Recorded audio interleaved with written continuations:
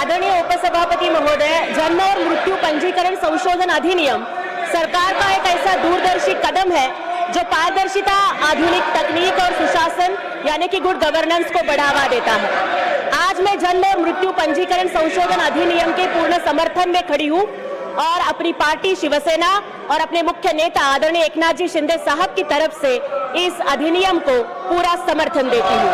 मैं ये मानती हूँ कि ये केवल एक प्रशासनिक कानून नहीं है, बल्कि हमारे देश के डिजिटल परिवर्तन और सुशासन का एक मजबूत आधार स्तंभ है।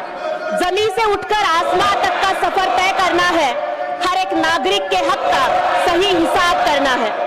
आदरणीय उपसभापति महोदय, यह संशोधन कानून प्रक्रिया को सुलभ, पारदर्शी और डिजिटल बनाता है।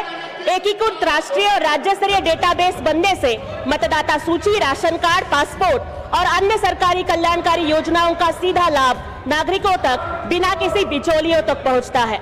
George Bernard Shaw said that progress is impossible without change and those who cannot change their minds cannot change anything।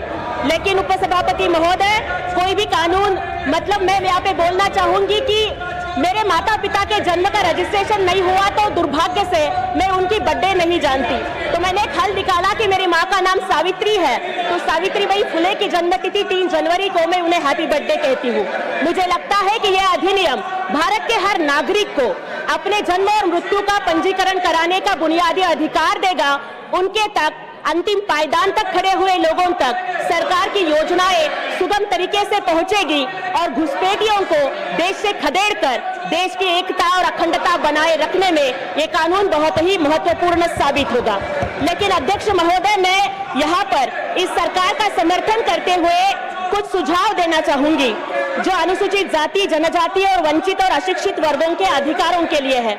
मेरा पहला सुझाव है कि नामांकन शिविर लगाए जाए, ग्रामीण, आदिवासी और स्लम एरिया में सहानुभूति पूर्वक दृष्टिकोण अपनाते हुए पंजीकरण शिविर लगाए जाए, डोर टू डोर सत्यापन हो, पुराने समय से चले आ रहे छूटे हुए मामलों में जी सर उनको बेहद सरल प्रक्रिया बनाए, जुर्माना माफ करे, आशा आंगनवाड़ी कार्यकर्ताओं का सशक्तिकरण हो। और मैं आखिर में यही बोलना चाहूंगी सर, रोशनी की किरण हर उस झोपड़ी तक जानी चाहिए जहां आज भी अंधेरा कानून की पेचीदगियों से है।